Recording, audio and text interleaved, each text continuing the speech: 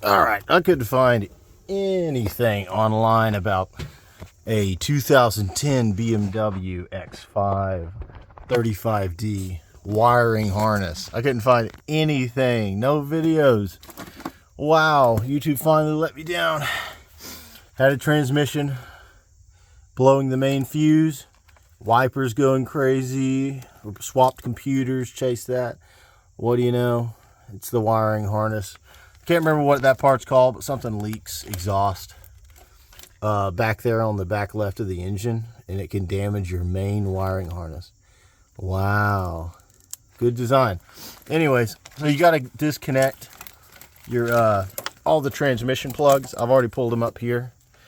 There's a transmission plug. There's some emissions crap that you have to unplug. Basically anything that's going into this harness that's that heads up the engine. There's two 10mm nuts on the back of the engine. You can just barely fit a 1/4" ratchet back there with a 10mm. There's one here and here. I used my camera phone and located them, and then realized I could feel them with my fingers. And there is one more somewhere in here, but it's an E6, one of these weird guys. You can pick them up anywhere, but there was just one of them was an E6 for some reason. But I've already went ahead. Once you pull all the plugs off your ECU, you can pop all these little adapters here, these box adapters out, and that will give you some slack. You need to unplug everything. Pop these out too, drag a little bit over here.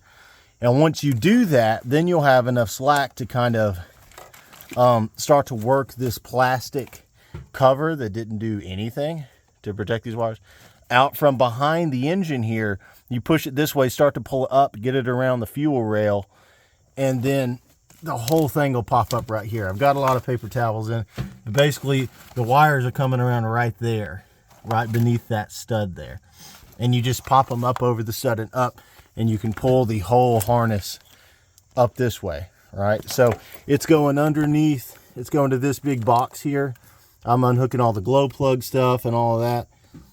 There's a coolant connector here that you need to unhook right here. It's going to be here to just take that out of the way. There's a few other plugs you have to chase towards the front of the engine. There's a diagram online, it really helps with that. But it's just any plug that's going into this loom that's heading back into this box here. Any plug that's going in there needs to be unplugged.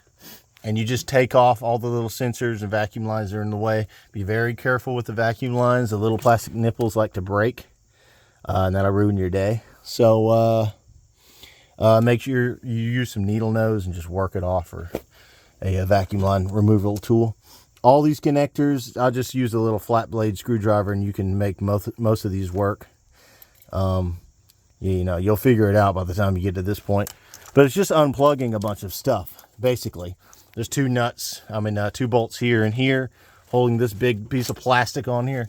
So it's just uncovering stuff. But the main part was getting this crap off the back of the engine, the two 10mm and the E6. And then you can kind of work the whole harness up and over. All these little connections here, I mean, they seem daunting, but I use a topside creeper, and you can kind of get a better vantage point. Use a camera, use whatever you need. You just get a hold of a flat blade screwdriver, and it makes taking apart a lot of this stuff really easy. But it's a little bit's coming over here. There's sensors going down that way. But if you're wondering where to start and are not sure, hopefully this video helps. But then of course the rest of the loom, like this is the injection wires, they have to come off. And of course the loom then enters your junction box back there underneath the glove box, and you're gonna have to take that out as well. Once I get this complete, I'll probably post a second video. Thank you. I'm not a real mechanic. This is just what I figured out. They quoted me $3,000 to replace the harness, and I was like, well, I'll take a week off work if I have to, but I ain't paying that. So if you want to try this yourself and save yourself a bunch of money, you're in a bind, hopefully I can help you out a little bit. Thanks. Bye.